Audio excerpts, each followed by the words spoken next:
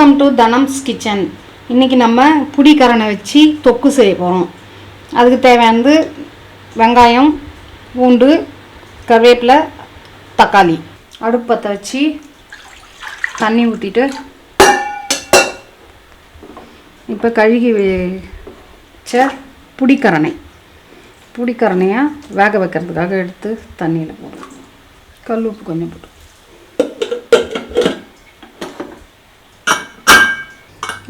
இப்போ வெந்துட்டுருக்கோம். விசில் வந்துடுச்சு. ஒரு 5 விசில் விடணும். நல்லா வெந்துக்குது.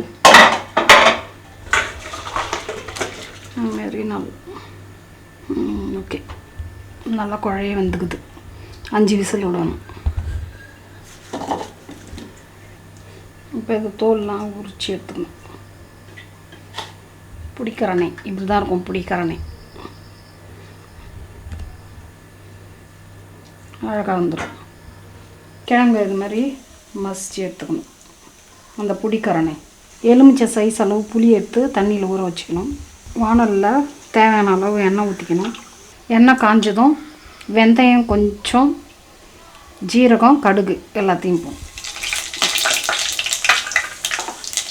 அது பொரிஞ்ச உடனே பூண்டு, பொடியாக நறுக்கி வச்ச பூண்டு, கருவேப்பிலை. பூண்டு பொரிஞ்சதும் இப்போ பொடியாக நறுக்கி வச்ச வெங்காயம் போடணும்.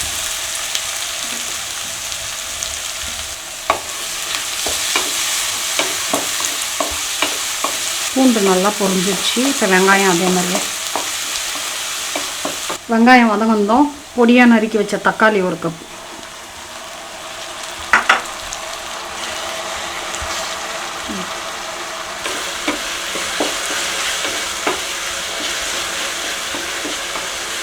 இந்த மாதிரி பொடியாக நறுக்கின வெங்காயம், பொடியாக நறுக்கின தக்காளி போட்டு நல்லா வதங்கணும். கிரேவிக்கு ஏற்ற உப்பு போட்டு நல்லா வதங்கணும். கொஞ்சோண்டு குழம்பு மிளகாத்தூள் போடணும். சாம்பார் பொடின்னு சொல்லுவாங்க. குழம்பு மிளகாத்தூள் கொஞ்சோண்டு சில்லி பவுடர் லைட்டாக, காஷ்மீரி மிளகா பொடி,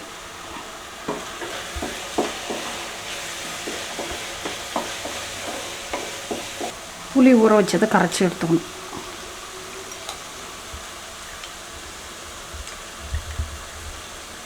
மசாலாலாம் நல்லா வெந்து எண்ணெய் பிரிஞ்சு வருது. இந்த டைமில் நம்ம நசுக்கி வச்ச புடிக்கரணை, வேக வச்சு நசுக்கி வச்ச புடிக்கரணை இதை போடும். இதை போட்டு கிளறணும்.